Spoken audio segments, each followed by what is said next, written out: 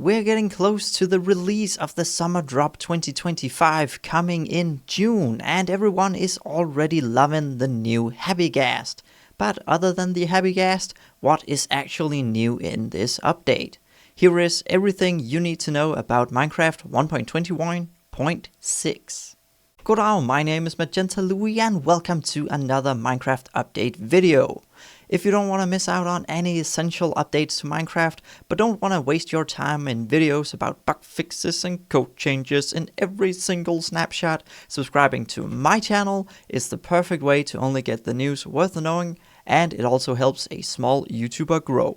Now, I've already covered the Happy Ghast twice on my channel, and in my latest video on Minecraft updates, we covered the Locator Bar and the changes to the leads. So, I won't get into that today either.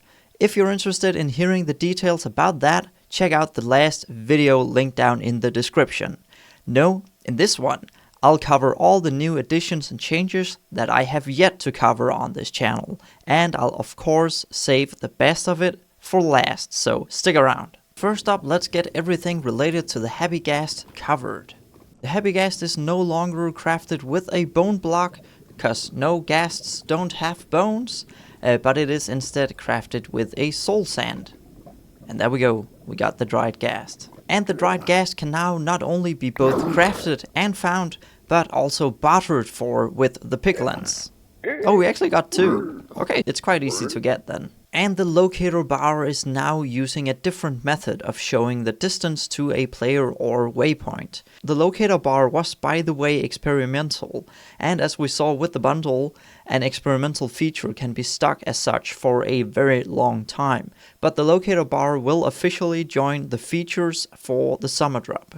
And finally, for the already covered additions, the lead has now become way easier to get early game, as the slime ball in the recipe has been changed into another piece of string. And then apparently you actually get 2 leads out of that. So that is so much cheaper and easier to get early game. The splash potion's duration is now calculated based on how close the entity is to where the splash potion landed. So first up, you can see I have no night vision, but if I throw this, I'm gonna stand right here and throw it just at my feet. You can see that we got the full 8 minutes. And of course I didn't need to fill it up like this. I have infinite, it's creative. Anyways, so that was the full 8 minutes. So if we throw it to this one, we only got 4 minutes and 20, so that was actually a big difference. So what if I throw it all the way out there? Then we're at 2:24, I think. And out to that one. Oh wait, that didn't go as far, but it was actually enough to make it 1:12. And if I try to throw it even further away, yeah, that doesn't even have an effect. So how close does it have to be? Okay, and there we get it. And that is only 50 seconds. So that's how far away we can throw it and still get the effect. The panorama has updated to be all about the ghasts. So you can see the Happy Ghast, there's also regular ghast, and of course the small ghastling is also hiding somewhere. On the dried ghast, of course it's also there. Projectiles will now be more accurate when close to the shooting player. But the further away it goes, the less accurate it's gonna be. So I'll just throw a few arrows into this one. And I'm shooting at the exact same spot with the exact same strength. And if I do the same thing right here. Yeah, you can see these are pretty close to each other. It's like in one big dot right there. But if we take a look over here, they should have spread out a lot more. And I don't know if it's changed that much from before, but apparently it should be a lot more different. Or well, at least a little bit different from before.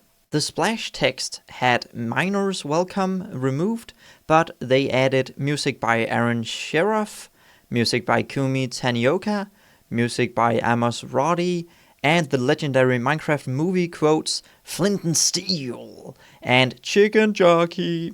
Also, Pumbakungen was changed to Pumbakungen with no space in between, so it got its correct Swedish grammar. This, by the way, means the Pumpkin King, and other than Jack Skellington or a Minecraft map on the marketplace, I have no clue as to what this would be referencing.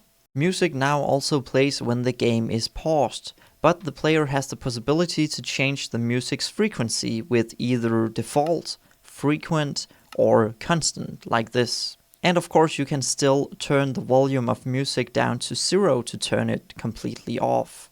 In the in-game pause menu, a music toast will be shown in the top left corner, and this can also be turned on and off. And then there's big news for old players, and new players too, of course, but this has been asked for since like forever ago. Because the saddle is now craftable. Just like this, 3 leather in like that and 1 iron ingot in the middle, and you got yourself a saddle. This makes it so much easier to use horses and other mobs alike in early game, which gives these mobs a far greater potential before the player reaches the elytra. And I think a lot of players never use horses, cause they'll already be on their way to finding an elytra in the end before actually finding a saddle. So this is a huge change in my opinion, and a great huge change. Because of this, the saddles are now no longer found as loot in monster rooms, ancient cities, desert temples, jungle temples, or stronghold, but instead the player will be able to find 1 to 5 pieces of leather. Closely related to this, the saddles can now be removed from all mobs using the shears, just like the harness on the Happy Ghast. And that is also huge news, because now you don't have to kill your striders any longer to get the very precious saddle back, because well, now it's not that precious because you can craft it yourself.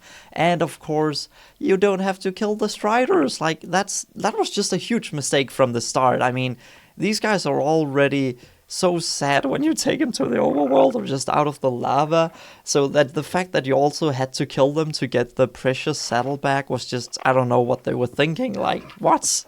So now you don't have to do that anymore, and that's just huge. And also horse armor can be removed with the shears. And finally, we got a new music disc called Tears, which is won by killing a ghast by hitting its fireball back on itself. Besides being a killer track, pun absolutely intended, the disc has a comparator output of 10. Other than this track, the same musician Amos Roddy also had 5 other background music tracks added to the Cherry Groves, Forest, Desert, Grove Biomes and Lush Cave. And if you also watched my last video, of course, covering the Happy Ghast itself and the new leads, then you know everything you need to know about the next Minecraft game drop. And with that, I hope you found this video useful, and if you did, then please do leave a like, make sure to subscribe if you haven't done that already, and comment your favorite new feature of the coming game drop.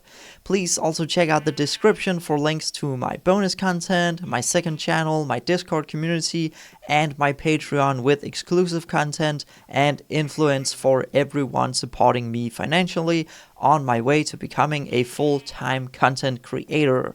With all that out of the way, thank you so much for watching, and I'll see you next time.